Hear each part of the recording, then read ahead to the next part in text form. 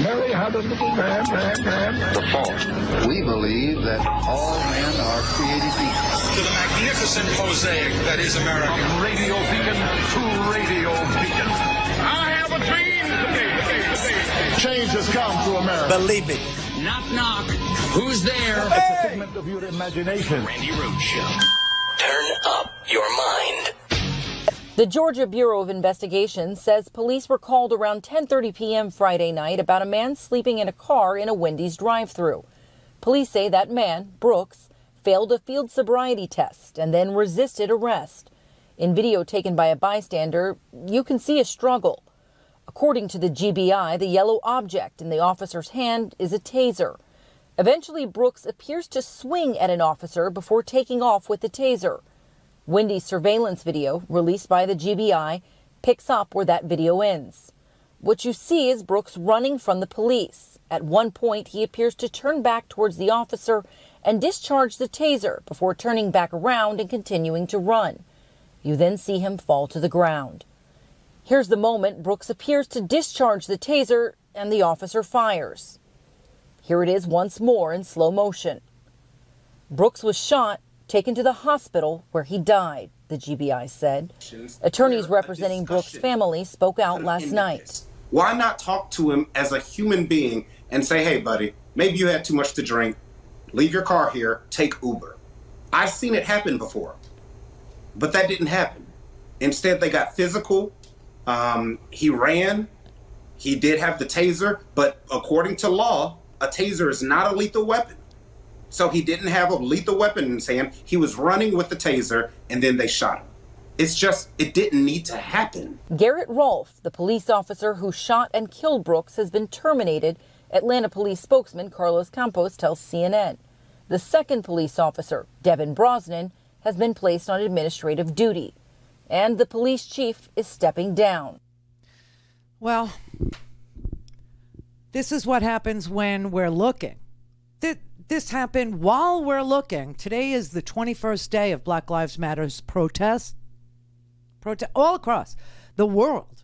Not just here, not just in New York, not just in Atlanta, not just in Seattle, not just in all over the world. London, Paris, all over the world. Okay, there are Black Lives Matter protests, and so this is what happens when we're looking. Can you imagine what happened prior to us looking? Can you? This is an epidemic in this country. We live in an apartheid state, you know, and you've got white supremacists, and over in London you have what they call football hooligans and white supremacists over there. We have them here, and they're all trying so hard for us to be an apartheid state. They're all trying so hard to turn the clock back to black codes and Jim Crow laws and separate but equal and colored drinking. And it's just never going to happen. And I almost feel bad for those people because they're eaten up with fear and hatred. What else could make them so mean? They won't win. You know they won't win. This horrible episode over the weekend, you know, I swear to God, you know, the idea that if you were a white guy or a white girl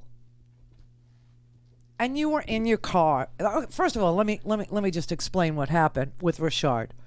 I don't know if you know that there is an entire video from beginning to end of the encounter with the first police officer, who then calls a second police officer to administer a field sobriety test. It's 43 minutes long. And for over a half an hour of this video, the second officer who was called to administer the field sobriety test messes around so hard, plays with Richard Brooks. He plays with him for like 30 freaking minutes until he, you know, it's almost like he's trying to make this guy, who is a really calm dude. He's a quiet guy. He's, obviously he's drunk. Apparently, he came to see he's got a wife, he's got children, and he came to see his 8-year-old for her birthday and to visit his mother's gravesite. That's why he was in Atlanta. That's what he was doing there. He was in a rental car because he had driven there. He dropped his rental car off in a Wendy's parking lot. His wife came and picked him up. She met him at the Wendy's parking lot. She took him back to a hotel where they were hanging out. Obviously, they had something to drink. And then she brought him back to his rental car in the Wendy's parking lot, and he thought he would get some hamburgers and go back. He drove his car drunk from the parking space to the drive-thru, which was yards, and fell asleep in the drive-thru. That was his big crime. He was drunk and he drove from a parking spot to the drive-thru and he fell asleep, probably because he had been driving all day. And he had drank. For black people, being drunk or DUI, that's a death sentence. Just like vagrancy is a death sentence, theft is a death sentence. Not for white people, just for black people. And so the first cop knocks on his window because he gets a 911 call saying that there's a guy asleep in the drive-thru line. And he knocks on Richard's window and says, hey, my man, what are you doing? What are you doing? And he wakes up and he says, look, take your car and go. The police officer goes back to his car. Richard Brooks falls back asleep. So the cop goes back to the car and then says, you know what, I told you to go and you just fell asleep again. So now pull over into this parking spot and stay in your car. He obviously is drunk. And he's very friendly and he's very cordial and he's very amenable and he's, whatever. And he gets out of the car. He goes, I can't find my wallet. I mean, he's drunk. That cop calls the second cop. The second cop shows up and he plays with Richard Brooks. He toyed with the guy for well over a half an hour.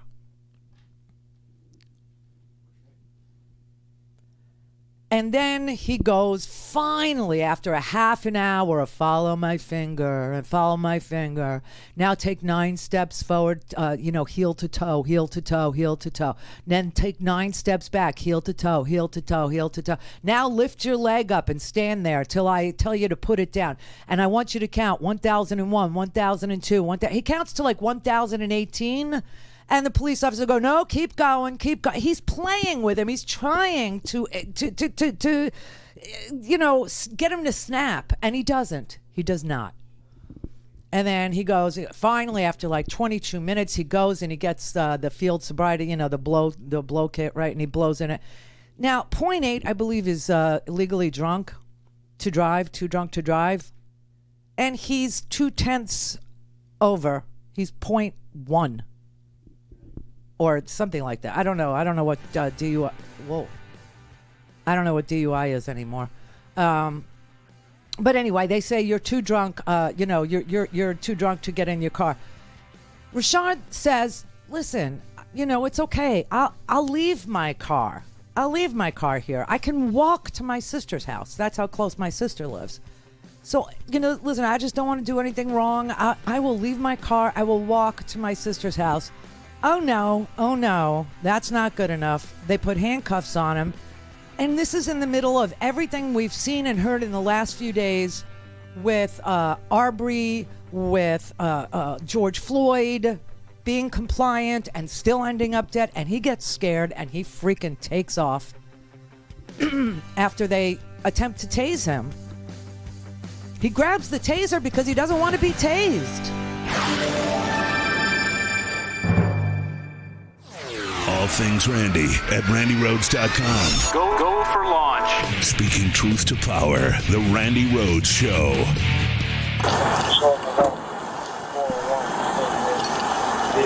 The engine's running. Look at the tail lights, and you can see they knock on the door. Clearly asleep. Don't go back to sleep. Just pull over there. I got you. Okay. They ask him to pull over. Right at that point in time, they don't know if he's been drinking or what the situation is. Just walk back here. Do you have any weapons on you or anything like that? I don't have anything on me. Is it okay if I? Now this is a critical point right here, and I'll mention it because it's easy to go by it, but they're doing a field sobriety test. Apparently, they did a breathalyzer as well. Came out as a .108, I believe. And this is the point in which things change. They try to handcuff him for driving under the influence, and then you can see clearly the struggle takes place, and the taser at that point in time, which, by the way, the officer had in his hand, must have been using what's called a drive stun, which is a pain compliance technique to get him to bring him under control. And then, of course, he flees. There's a foot chase, and shortly thereafter, now you'll hear the shots fired. But there is one point in this video that I think is critically important, which really then brings into question the actual shooting. And that is, when you look at that tape, they ask a critical question. Are you on, do you have any weapons? He says no. Can I pat you down? He says okay. So they pat him down. Once you pat him down, now you know he's not in possession of a firearm, which could obviously injure you. Should that be discharged at you. The taser itself, a less than lethal weapon, it was discharged, it looks like, during the course of the foot chase, but you know he's not armed. Now, you have to be in fear of imminent danger to your life or the life of another before you use deadly force. Yeah. So the situation that they didn't show you, and I put the whole video in the homework. So if you want to see the whole 43 minutes to educate yourself about how they toyed with this man, how they played with this man, how this crazy field sobriety test, which should have taken maybe 5 minutes, went on for 36 minutes just to play with him. 36 minutes they're making this guy do things in a parking lot in a Wendy's, and he's calm and he's cooperating and he's cordial and he's trying to tell them, I'll walk. Listen, I'll leave my car here and I'll walk to my sister's house. I can walk from here. It could have ended, and it should have ended right there. Know why? They've patted him down. He has no weapons. They have his car. They have his driver's license. They know that he's not a threat to anybody. Okay? He's been through a 36-minute sobriety test, which is the part that the media has not shown you. That's why if you go to randirhodes.com and click on the homework, you'll see the video link to the whole 43-minute video. And you will see what they did, these cops, to have fun with him. And the guy never loses it. He never does until they go to put him in handcuffs. And that's when he loses his mind. That's when he gets terrified. And so a scuffle ensues. They go to tase him, and he grabs the taser and runs away. He was shot in the back 2 times. And a third bullet hit a car in the Wendy's parking lot full of people. There was a family in the Wendy's parking lot in their car, and when the police fired at Rayshard Brooks, they literally hit a car with a family in it. Like, you know, a couple of feet more, somebody else would have been killed. There was no reason to use deadly force. Period. End of story. Anybody in this audience who's willing to tell me about their DUI experience and you're still alive should know that.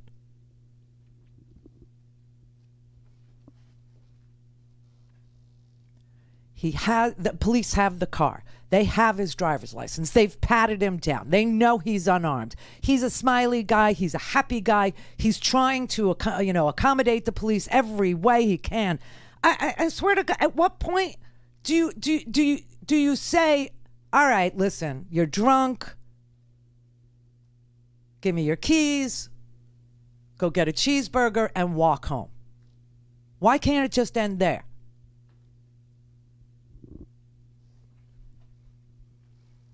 Why can't it just end there? They took a sleeping guy situation and escalated it to the point where they shot a guy twice in the back.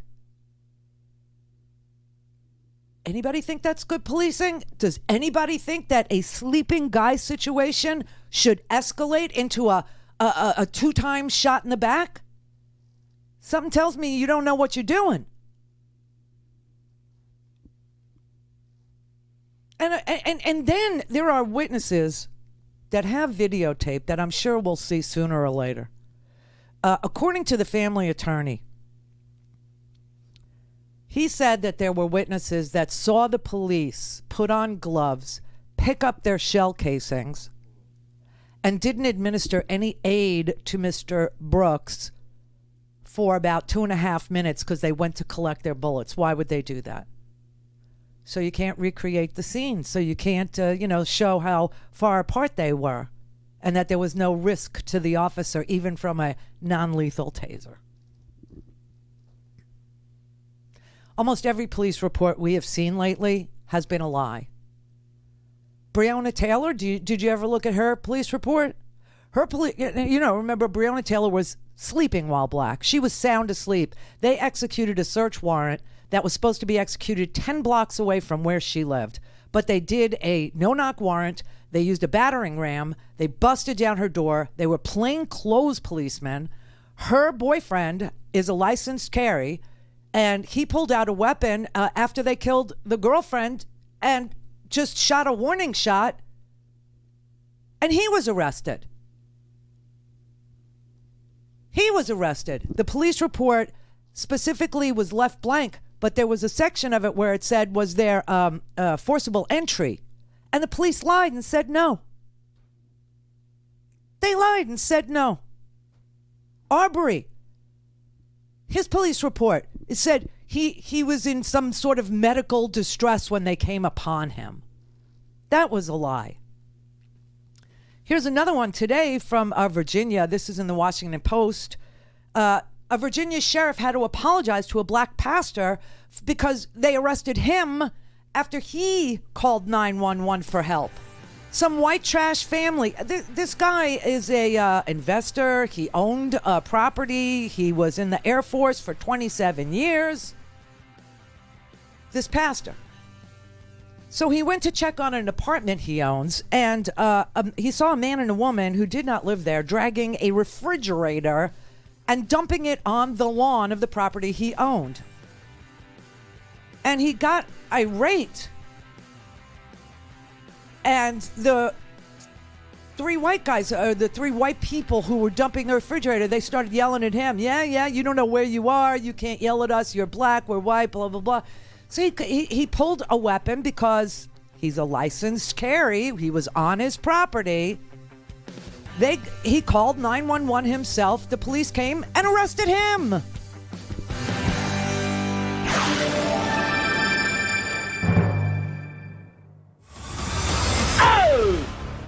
Call in, connect.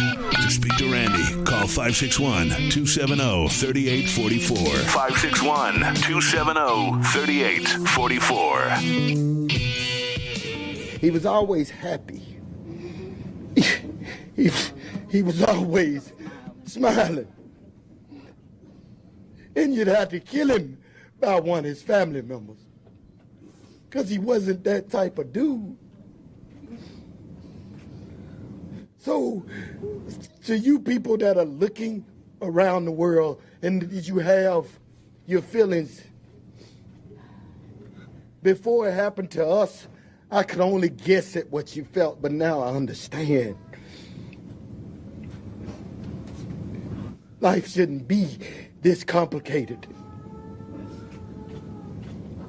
Life shouldn't be where we have to feel some type of way if we see a police or somebody of a different color.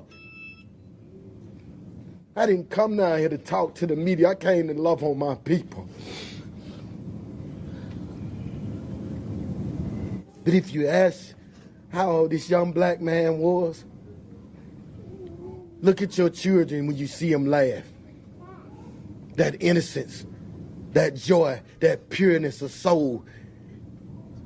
and you had a glimpse of what we lost. You have a glimpse of what it feels like. Because tomorrow, we're going to have to deal with it again. We're going to have to bury him. We're going to have to say, we miss you.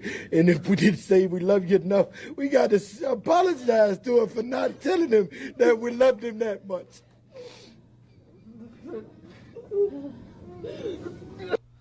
Oh, it's the saddest thing. It's just so sad. I mean, the guy obviously made a mistake. He was drunk.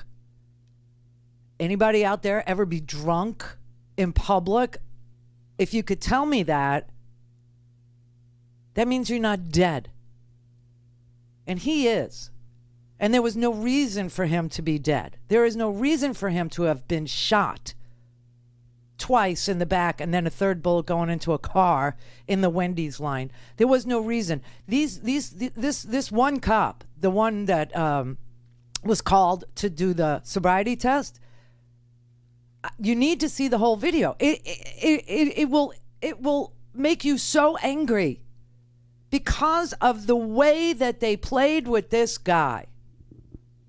And he stays together the whole time. And finally, after 38 minutes of them playing with him, they said, well, and he explained he was there for his daughter's birthday. He explained he was there to go to his mom's gravesite. He explained it was a rental car. He'd been driving all day, that he left his car there. His wife picked him up, and then they went and they stayed at a hotel right across the street. And it's because they had kids at home. So they went to the hotel. Obviously, they partied together. Obviously, they had, a nice little reunion. He was, he had to leave because he was a construction guy, right? And he had to go where the work was.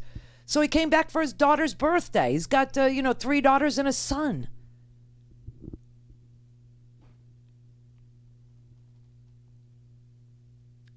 If you haven't seen the whole video, I don't want to hear anything you have to say. I honestly don't. I really, really do not. But the idea that these police had patted him down early on, knew he had no weapons, understood that he was drunk. He wasn't so drunk. He was just, too drunk to be in a car. That he offered to walk home. That he said he didn't want to cause any problem. He didn't turn down the field sobriety test. He didn't turn down, the thing that you blow in. He said he would do whatever. That he doesn't want to refuse anything. He just wants to go, and he could just walk home and just let him walk home. And it could have and it should have just ended there. But it didn't. And now he's dead. And he comes from a big family. He's got brothers. He's got sisters. He's got 4 kids. He's got a wife. And this is what happens when we're looking. This is in the middle of the Black Lives Matter protests. And then I read this story today of this pastor. His name is Leon McCrary. Okay. It's a 61-year-old Alexandria, Virginia, Baltimore real estate investor. 24 years in the Air Force. He's a master sergeant. No criminal record, never been arrested, and now he's a pastor in a small Shenandoah Valley church in between the Blue Ridge and Appalachian Mountains, okay? He's visiting a property that he owns, and there's these white trash people on his property dumping a refrigerator, and he says, hey, you can't dump that here. And the group of them start jostling around and they start threatening him and they surround him. And they told him, quote, my black life and the Black Lives Matter stuff, they don't give a darn about that stuff in this country and they could care less and we would kill you. And so he pulls out his duly registered weapon and he points it at them to buy himself some time to call 911. And the cops come and they find him holding them at gunpoint. And of course, they arrest him. They handcuff him in front of the mob who told him, we don't care about your Black Lives Matter. We'll kill you. And the officer that arrested him knew him for more than 20 years. and told him, I don't agree with this, but I have to arrest you for brandishing a gun. He said, I'm on my property. This is a legally concealed handgun. I've got a concealed carry permit. What about the trespassing on my property? What about they assaulted me? And this cop who knew him for 20 years still arrests him, and this crowd of white trash that was dumping on his property a refrigerator were waving at him as he goes down the road in the back of the police car, handcuffed. You think about how disturbing that is.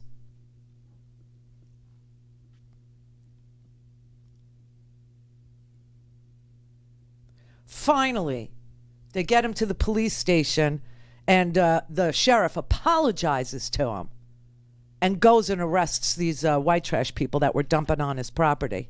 But this is a man who did 24 years in the Air Force. He was a master sergeant, for God's sake. You can't be more than a master sergeant as an enlisted person.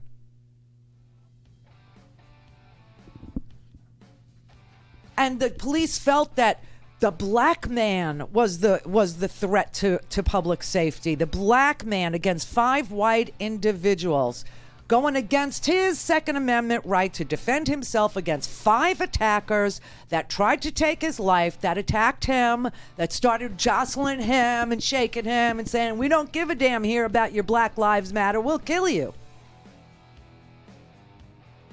Finally, the sheriff apologized to Mr. McRae and told him, I appreciate your patience as I had to work through these matters. Seriously?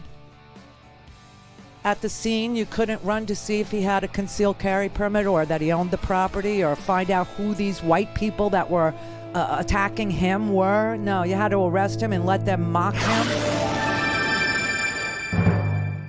This is the Randi Rhodes Show. To speak with Randi, dial 561-270-3844. That's 561-270-3844. All right, this is Paul Howard. He's the Fulton County District Attorney. When I saw that footage that you just displayed, that conversation went on about 22 minutes with Mr. Brooks talking with these 2 officers. And it's very difficult when you see it, when you see the demeanor of Mr. Brooks, to imagine that some short time later, it ends up with him being dead. I thought that it was cordial. He was very cooperative. He answered the questions that the officers asked. He did not seem to present any kind of threat to anyone. And so the fact that it would escalate to his death just seems unreasonable. And Frederica, I guess when you see it, you understand why Mayor Bottoms said just because you should do something is different than if you can do something, because it just seems like this is not the kind of conversation and an incident that should have led to someone's death. Yeah, and that's the whole point. If you watch this video, if you saw the whole 43-minute interaction, 43 minutes, 36 minutes of it, 36 minutes of it is this officer, Garrett Rolfe, this is the officer that killed him, playing with him. Just a field sobriety test shouldn't take more than 5 minutes. 36 minutes this thing goes on before he actually gives him the breathalyzer. 36 minutes. Because he's having a good time. And he's trying to poke the bear. And this guy, Rayshard Brooks, he never, ever, ever, ever gets angry or loses it or becomes threatening. Not ever until they try to put him in handcuffs after 36 minutes where he's already given them the license, given them the card, told him he would walk home. They've patted him down. He doesn't have a weapon. He's jovial. He's laughing with them. He's smiling. He's trying to figure out, what to tell them to appease them. He's trying to figure out how he gets out of this. He's doing every single thing they ask of him. And then after 36 minutes of playing around with them, literally playing around with them, They put him in handcuffs, and he freaks out. It's fight or flight, and he knows what's been going on. He knows that Arbery, he knows that George Floyd was in handcuffs, and he knows George Floyd was compliant, and he knows George Floyd is choked out, but with 4 officers and knees on his back and neck, and he got scared. And being scared, that's not a death penalty offense. The cops were scared too, and that's why the cops shot him. And they didn't need to shoot him. They knew who he was. They knew his personality. They knew he wasn't, able to drive, but they also knew he wasn't out of control. And they also knew he wasn't a threat to anybody. Not himself, not them, not anybody. And all they had to do was call for backup and say, this guy's just fled. Go block off the road. The guy just fled. Go block off the road because, he's scared. He's running. Aaron in New Mexico. You there? Mm-hmm. Anyways, Randy, everybody knows once you have your keys in the ignition and you're drunk, you get arrested. That's the way it is. That's the way the law works. So if you have your keys in there, you fall asleep. Did you see the video? Yeah, I saw it. The 43-minute one? one? I saw it. Yeah, I saw it. Yeah, he was roundhousing cops. He was roundhousing them. No, not the end of it. Did you see when they first knocked on his window and they told him he could go? Did you see that? Yeah, but cop... They told him he could go. No cop ever tells you if you're drunk, call your mom or call somebody. Oh, yeah, No, they do. they arrest yes, you. they do. No, they don't. Have you? I've never heard of that. Oh, I have. I've had it happen multiple, actually, times to me throughout my life. To you? And, yeah. Somebody I was with, somebody being suspected of drunk licking kids, just call somebody, we're impounding the car, go about your business. Yeah. I got a story one day I'll tell you, but not today. But if you have your keys in the ignition... But you're wrong. You're going to jail. You're wrong. We just told you you're wrong. We just told you we have experiences with exactly that, and it didn't end this way. No one got arrested. They said, get an Uber, or they said, walk home, or they said, park your car and go. don't. Get somebody to pick you up. Yes, it happens all the time. My brother works for the LAPD. He told me, no, that doesn't happen. Yeah, because LAPD are pigs. Okay, my sister used to date an LAPD officer, and the guy used to sit there and tell us stories about how he liked to choke people out, okay? Yeah, that's true. Probably okay, true. So they're not, it's not the same everywhere. So we're telling you that there are multiple stories that can be told about being in a car under the influence. The cops pull you over, and the cops say, leave your car, call an Uber, or leave your car and call someone to pick you up, or leave your car and walk. But you can't roundhouse cops and take their weapons. You didn't see the whole video. You did, or else what? You end up dead? Well, you know what? So let me ask you: if somebody punches a police officer, okay, in the middle of being arrested, they die. That's it. Your life is over. You're not allowed to punch a police officer. A taser is actually lethal. It is. It isn't. Not unless you have congestive heart failure and a pacemaker. Then it will kill you, as it did that other guy, Ambler.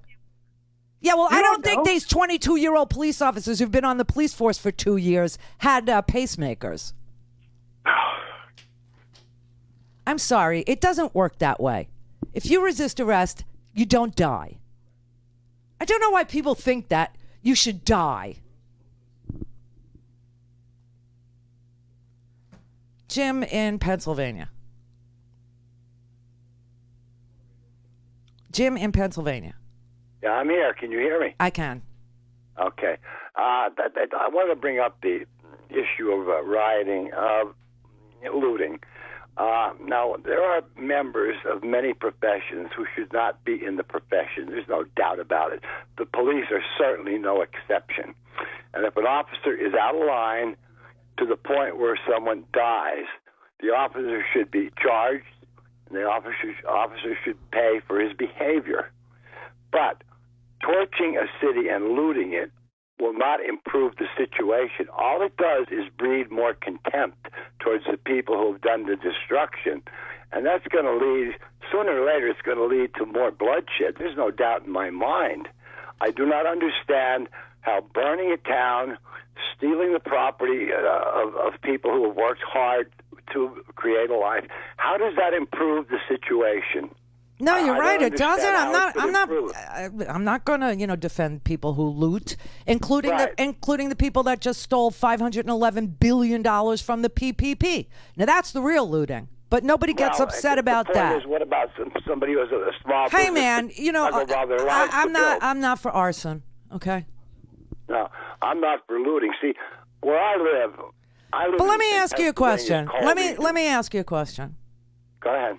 So you understand that not everybody is suited to being a police officer, okay? Absolutely. Okay, good. There are people,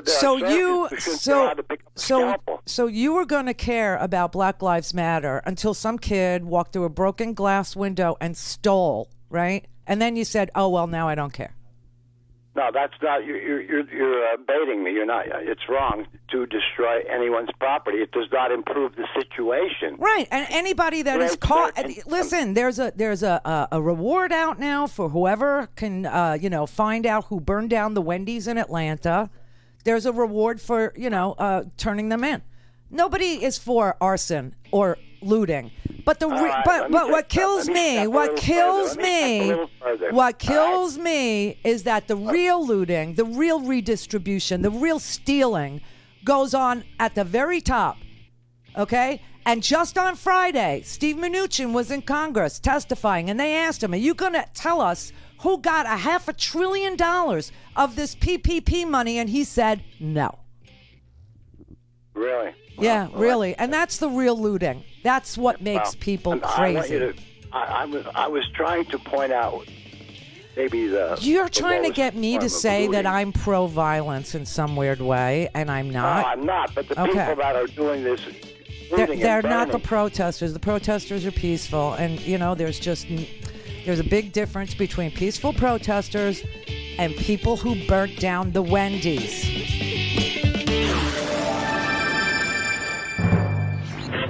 Mary had a little man. The fault. We believe that all men are created equal. To the magnificent mosaic that is America. From radio beacon to radio beacon. I have a dream today. Change has come to America. Believe me. Knock, knock. Who's there? It's a figment of your imagination. Randi Rhodes Show. Turn up your mind. She's so powerful. Her name is Kimberly Latisse Jones. Kimberly Latisse Jones. And I found her like last week somewhere on Twitter. And I just sat there and my jaw dropped because everybody's so upset about the looting and everybody's so upset about the burning. And you should be upset about looting and you should be upset about burning. Except that it has happened to people who have made themselves self-sufficient over and over and over and over again. That is why the story of this pastor is so important. Here you have a pastor. Here you have a man who served in the Air Force for 24 years, went all the way. If you're an enlisted person, you can't be more than a master sergeant, okay? You cannot be more. You can't have more stripes on your sleeve than that. And then he becomes an investor and he starts buying property and he's going to check on his property. He's also a pastor in a church. And he's trying to check on his property and make sure his property is kept up. And you got these white trash people dumping old refrigerators. And you know who those people are. You know them. I mean, me and you. He didn't. And he says, "Hey, do not dump your disgusting, soily, moldy, rusty refrigerator in my..." "Oh, no, you're a black man. You can't tell us what to do. We don't give a damn about your Black Lives Matters. You know what? We'll kill you. We will kill you." And the Air Force veteran has a concealed carry. They approach him They touch him. They jostle him around. They threaten his life. He pulls his gun, and does he shoot them? No. He calls 911 to buy himself some time. He holds them at gunpoint, and he's the one that gets arrested. He's the one. And these white trash people were cheering and celebrating as he was handcuffed, and he was put in the police cruiser, and he was taken away.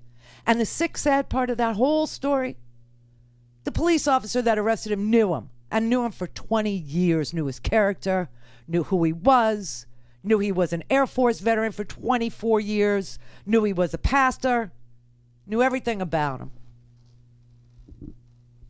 You want to get upset about looting and burning? You want to get upset about beating? You want to get upset about violence? Go look at what's been done to black people in this country at the hands of white people who resent the fact that maybe they'll get ahead. Maybe they own their land. Maybe they own this apartment. Maybe they own Black Wall Street. Maybe they're doing well. Maybe they have a grand piano in their living room and you don't have a piano. Oh, well, let's burn it down. Burn it down. Burn it down.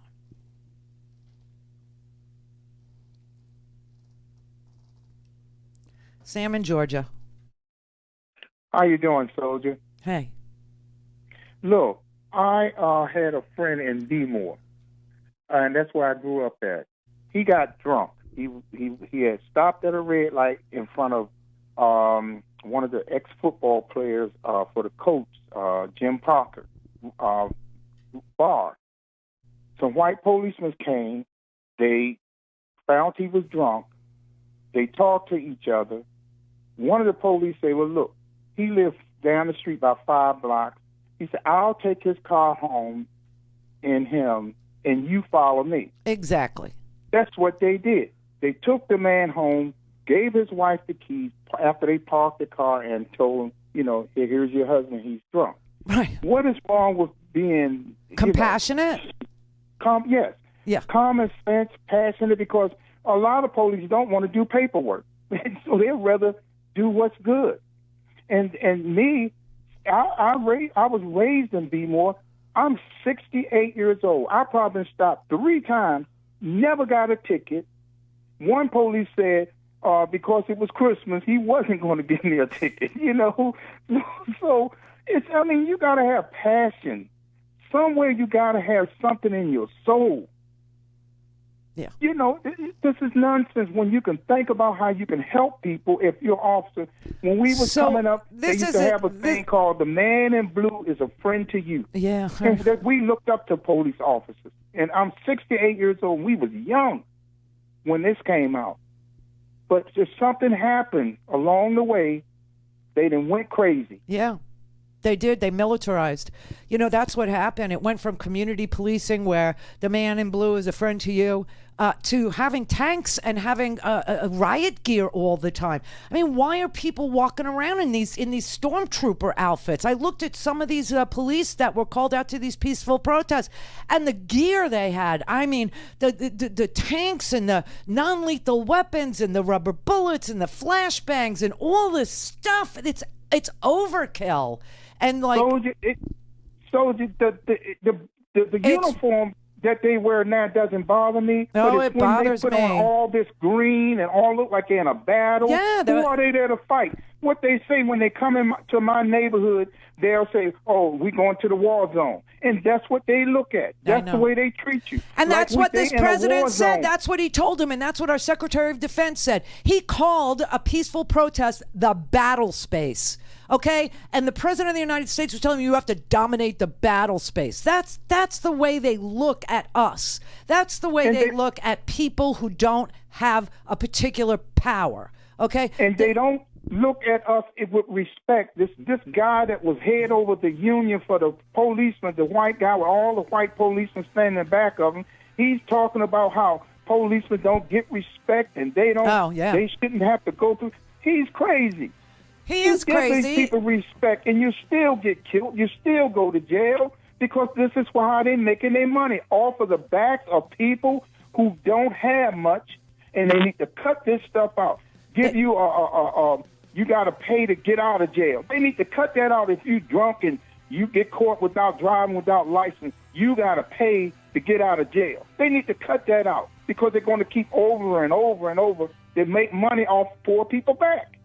Over and over. And that's what cash bail is. That's what cash bail is. So, yeah, the whole system has become a military-industrial complex.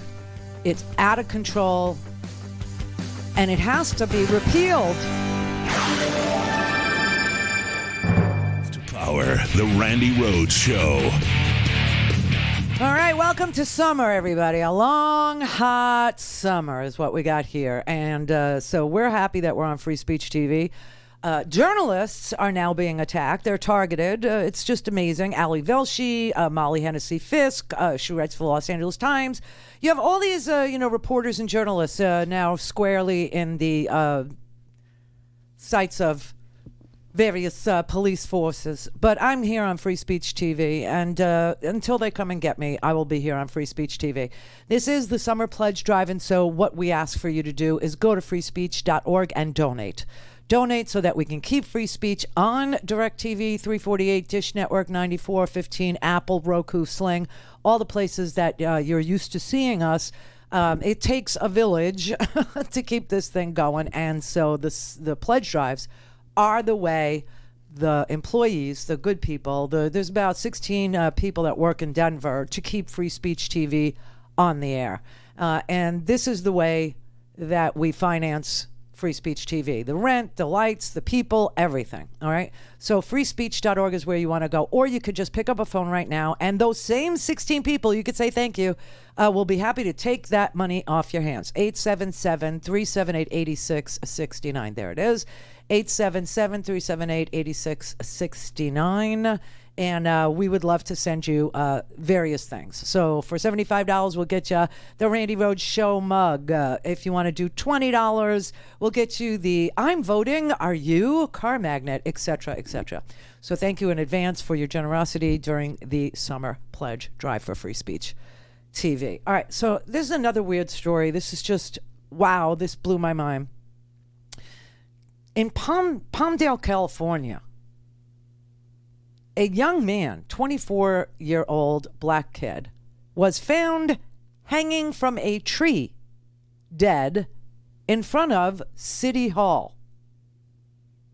And if that weren't weird enough, it's the second hanging in 2 weeks in that part of California. In San Bernardino County, which is right next door, police are still investigating the hanging, a man whose body they found hanging in front of the Victorville City Library from a tree. 38-year-old guy named Malcolm Harsh. So you have Malcolm Harsh in front of a public library, and now you've got this 24-year-old kid who was found hanging in front of City Hall in Palmdale. Now, when I started to research Palmdale and the atmosphere in Palmdale, so many stories popped up about the white supremacists in Palmdale. And so many stories popped up about flyers for KKK and flyers for, white supremacy groups all over. It's just, you got protesters now in Palmdale demanding that they find out what happened to Robert Fuller, who is the second person found hanging from a tree in Southern California. Hundreds here in the park where his body was found. What they really want are answers. It's like everything that they've been telling us has not been right. Her brother, Robert Fuller, found hanging from a tree in this park across from City Hall early Wednesday morning. Authorities originally said it was an apparent suicide. My brother was not suicidal. Robert Fuller! Hundreds here at the park in honor of Fuller. The Sheriff's Department homicide detectives are investigating his death. I don't really want to make it about race, but I don't feel no black man is going to go hang himself, especially around the times that's going on right now. For me, I really believe he was lynched. The city of Palmdale heard the demand for an independent autopsy and an independent investigation and told Fuller's family they support that. Is that a step in the right direction, or? I feel like it is. Tommy Anderson joined in this call for answers. Because this is really my best friend, and for somebody to hang him from a tree it just hurts. It hurts me too much. We want justice! Whether we want it now! For a black man to be hung in a tree near City Hall, that's a message. Brandy Ware and her husband brought their kids here to hear the message. We wanted to show them that people can gather together peacefully to show that they want justice for somebody who was done unfairly. The rally started in the park where Fuller died. They marched about a mile to the Palmdale Sheriff's Department. A couple deputies came out briefly as the protesters blocked the street. Then it was back to the park in front of City Hall. We just want to know the truth. Get those cameras. Many are calling for security camera video of what happened here in the park, but that could be tough. I walked all the way around and didn't see one camera aimed at this location. So that's two black guys hanging from two different trees in two different towns neighboring each other in Southern California. You got Palmdale and 24-year-old Robert Fuller, and then you've got San Bernardino, Malcolm Harsh. Coincidence? Rhonda in Erie, hey. Okay. So this is I'm going to try to be articulate, Randy, but I'm so angry. This, the two men who called in talking about looting and, if you just didn't run, are the kinds of people who are at the heart of these institutional problems that we have. Mm-hmm. You don't like looting, but you don't have a problem when white people do it. Right. Armed, fully armed, and armored people stood on the steps of the Michigan Capitol and threatened to kill the governor because they couldn't get a haircut. Yeah. Because they couldn't get served by people who they think should serve them. Yes. Right? I didn't hear any of these people calling your show talking about how awful it was or whatever. No. But when black people, are in peaceful protest, where, from what we can see at this point, people who are planted to be there start the violence and then people start looting, you're more concerned about what happened to the target than you are about the person who was killed, murdered, lynched in front of the whole world on cameras. Yeah. Calmly killed a man, right? And you call up the with Randi his Rhodes hands show, in his pocket. With his hands in his pocket. Staring right? into a camera killing. Like, what are you going to do about it? A casual killing that goes on every single day in this country. Just because you don't see it on a cell phone camera doesn't mean it's not happening. You just gave a story. You just gave stories of two people who've been lynched. So let me. I'm sorry. Let me try to be articulate here. One of the things that y'all should understand as a social pattern, one of the things that happens is when black people start to move forward in terms of legislation, in terms of institutional change, look out for the fact that the killings of black people by police go up. Right. It's white resentment. It's white resentment, and it's backlash. It's white backlash. No, there's no question.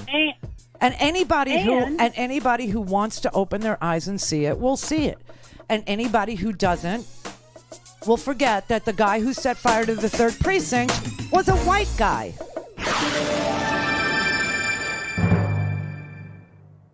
Clear.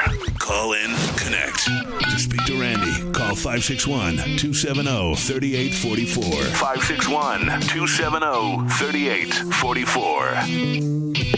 I'm a wartime president. I could stand in the middle of Fifth Avenue and shoot somebody, and I wouldn't lose any voters, okay? Donald Trump delivered a declaration of war against American citizens. Knock the crap out of her, would you? Seriously. I love the old days. You know what they used to do to guys like that when they were in a place? They'd be carried out on a stretcher. Part of the problem is nobody wants to hurt each other anymore. I'm a wartime president.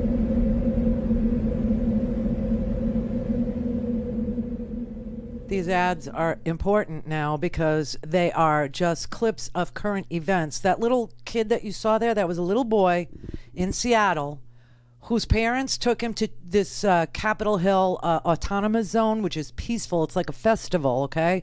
They want to take this precinct in the Capitol Hill area and turn it into a community center.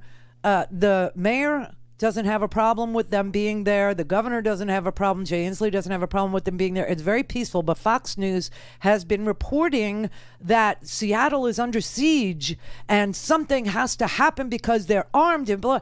Fox News had to take down some of the photographs today that were photoshopped to show armed guys in camouflage standing in front of what they call Chaz, the Capitol Hill Autonomous Zone, because they photoshopped an armed guy into the photo. That was fake. It was fake news is what it was. And they had to retract it because the photographer who took the picture said, that was that's not the picture I took. But if you listen to Fox News, you would think there was violence all over Seattle. If you listen to the president this weekend, you would think there was violence all over Seattle. There is no violence. No violence. Here it is. Well, hi, Anna. We are in the heart of the occupation area, or the Capitol Hill Autonomous Zone, as protesters have called it. Let's show you what things look like. It has this sort of street festival vibe. You can see all these folks here on the street, and that is the police station that has effectively been taken over by the protesters. You can maybe see the graffiti there on the sign where it says the Seattle People Department, and this has been going on since Monday. As you know, you had violent clashes taking place in Seattle between some of the protesters and police. Tear gas was deployed. It was a really ugly situation. Yeah.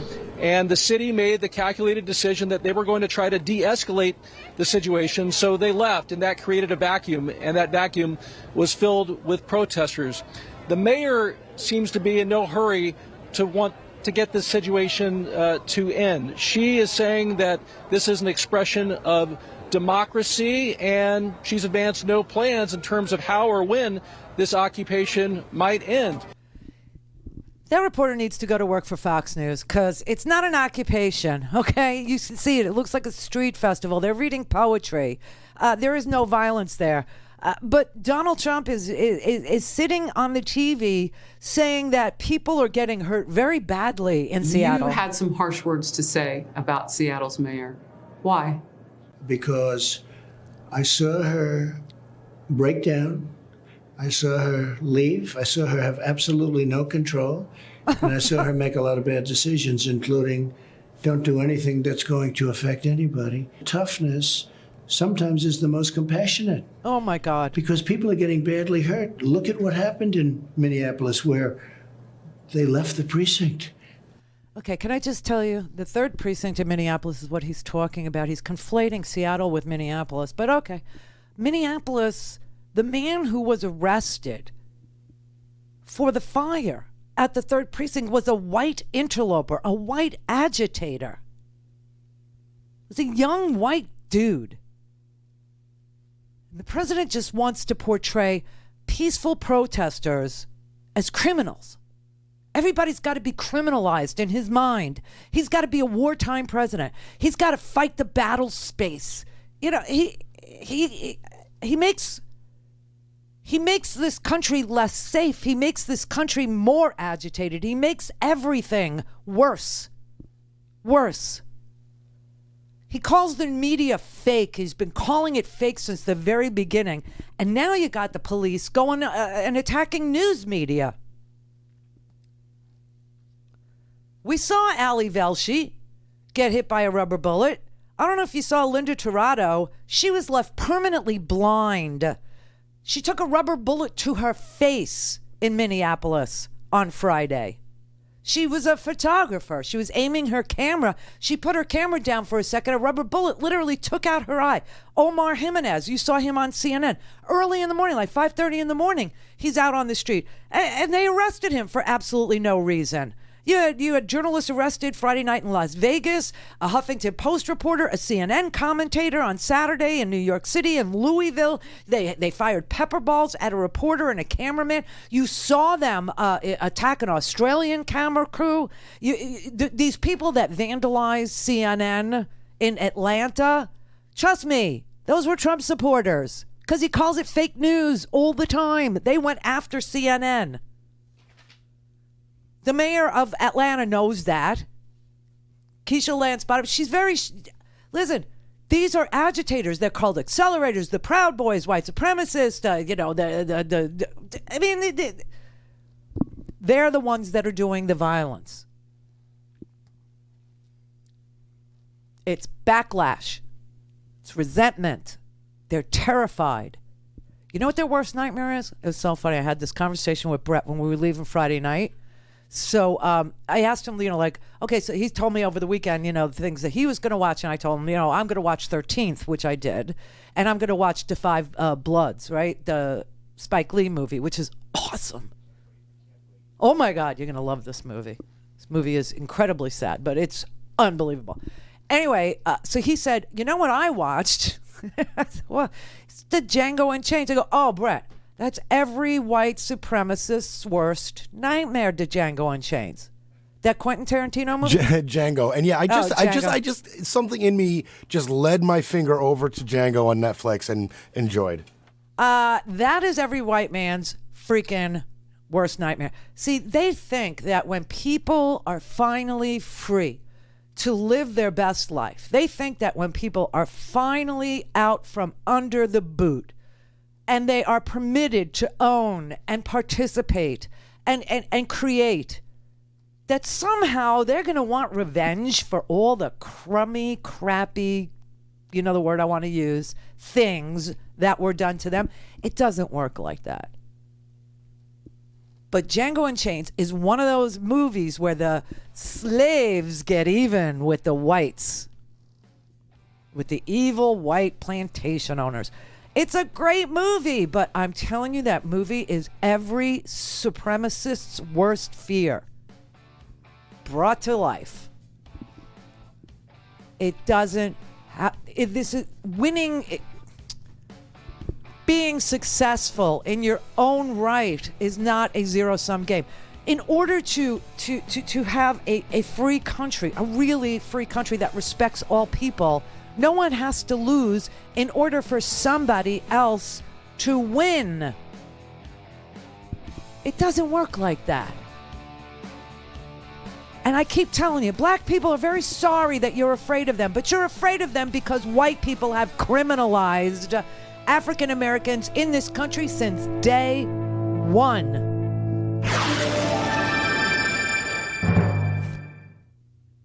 This is the Randi Rhodes Show. To speak with Randi, dial 561-270-3844. That's 561-270-3844. All right, so I'm sitting here and I'm contemplating about what's going on in today's world right now in America, right? And as a soldier who's been in the Army for 14 years, I have 3 combat tours under my belt. And I can honestly sit here and say that I am more terrified of being home right now. Let that sink in. I'm more terrified of being home right now. I would rather be deployed where I know who my enemy is. I know that they're out to get me. It's sad that I have to say this, but it's a reality. And some people just don't understand that this is a reality that a lot of people are facing in America today. I honestly don't know what to say. It hurts to say it, but it has to be said. How freaking sad is that? That is just amazing. And you know, you have to remember why Eric Garner was killed. Eric Garner was killed because he was selling loose cigarettes. Loose cigarettes. The Ambler video of the guy who didn't dim his lights. He didn't dim his lights. He's dead because he had congestive heart failure and they tased him 4 times. You have a guy today in Tulsa who was arrested for jaywalking. For jaywalking. There were no sidewalks. He was just walking. And there's a video of a guy, I didn't pull it, but it's just so heartbreaking. He was dancing in the street in front of his house in a really nice neighborhood. He's a martial arts guy and a dancer who works out every day in his neighborhood. 3 to 4 times a day he does this. And they arrest him and throw him in the back of a police car, treat him like meat. And the whole time he's trying to tell them, I live here. I live here. And finally a neighbor goes by and he said, would you do me a favor? Please film this. Film this. Please film this. I live right up the street. I live right up the street. I do this every day. Somebody called the police on me for dancing in the street. Tamir Rice was killed because he had a water pistol or a BB gun. Little kid. Little. When you can lose your life because you sold loose cigarettes, when you could lose your life for dancing in the street, when you can lose your life for playing loud music in a convenience store parking lot, when you can lose your life while you're sleeping or eating ice cream on your sofa or jogging or bird watching in the park, you have to wake up and realize we are South Africa. This is the white backlash. This is the apartheid movement. That is what this is. And you have a president who loves it. He loves it. He promotes it. He lies about it. He distorts it. And instead of healing and helping and moving forward, he exploits and denigrates and destroys. He calls neighborhoods, peaceful neighborhoods, the battle space. Lafayette Park, Lafayette Square, I slept there. That's one of the most prominent places to protest because it's right across the street from the White House, and they can hear you in the White House. They can hear you. That's the battle space. We must dominate the battle space. Why? So he can have a photo op holding a Bible saying absolutely nothing. Nothing at all. Vagrancy, gambling. Accept your lowly place. This is an old story made new again because of this president. The former police chief of Camden, New Jersey. Camden, New Jersey is about 77,000 people. It's one of the most violent, it was one of the most violent cities in America. One year, and I'm not saying this for any other reason, but it just happened, okay? I'm friends with Willie Nelson. Mostly I'm friends with his wife, Annie. She's a great person. And Willie brought the Honeysuckle Rose, his bus, to my apartment in New York and picked me up and took me to Farm Aid with them. It was a surprise. I really didn't even know I was going. My doorman calls me and says, the Honeysuckle Rose is outside and Willie Nelson is in it and they want you to come down and bring a toothbrush. That's because Farm Aid that year was in Camden, New Jersey. So we drove from my house to Camden, New Jersey. Camden, New Jersey was one of the poorest places on this planet, or at least in America. In 2012, it was so freaking violent there. But they understood the problem was partly the way they policed. And so the old police chief, the former police chief, dismantled, he repealed the police force, broke a union, the police union, and replaced it. Repealed and replaced the police force. And now the police force is instructed to go knock on people's doors and introduce themselves and go into the neighborhood stores, ask if everything is okay, do it every day. If you're not on the job or whatever, or you're in another part of town, and you have this one place that you care about, you call them, you ask them how everything is doing, and you build a community of trust. You do block parties. Sometimes you'll flip burgers. Get to know the people you're policing. In 2012 was arguably one of the darkest hours in the history of our city in terms of crime, poverty, the failures of the education system. Even the organization in which I came up in was one in which really had grown to be apathetic, lethargic. It was essentially an Augean stable. And the political decision was made to disband the police department and create a new one, create a county police force, one that would give us the ability to build culture as opposed to try to overcome the resistance of changing culture. And we really focused on 3 bedrock principles, and that was that every new member of this organization were going to be guardians and not warriors. We were going to engage in enhanced community empowerment, and that de-escalation was going to be ingrained into the culture of our organization. We wanted our officers to, and we've demanded our officers that they're going to identify more with being a member of the Peace Corps than being a Special Forces operator. And this was all really rooted in putting the mindset of what is the definition of insanity. And we would look at the same problems that just continually seem to be intractable, and we would go at it with the same approach, expecting a different result.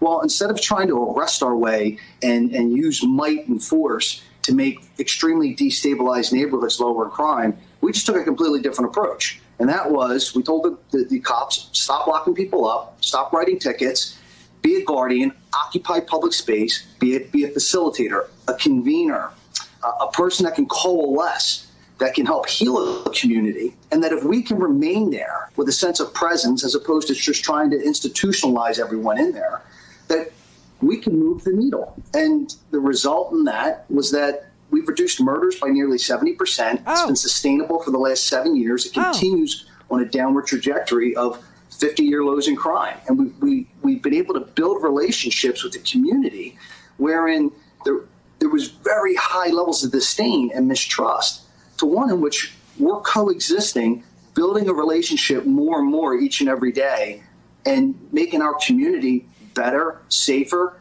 not just for the residents, but for the officers as well. Oh, well, there's an idea. Now, people are saying defund the police. I say repeal and replace the police, just like Camden did. You know, the reason why this had to happen, they had so many complaints against their officers. They had 77,000 people and tens of thousands of complaints. Complaints about evidence planting and fabrication of evidence and perjury. So much so that 88 people who had been arrested and convicted had their convictions overturned after they repealed and replaced the Camden police force with a county police force. Yes, it can be done. It should be done. It has to be done. No one is saying no police. We're saying community. Community first. Clear for takeoff. Randi Rhodes Air Force.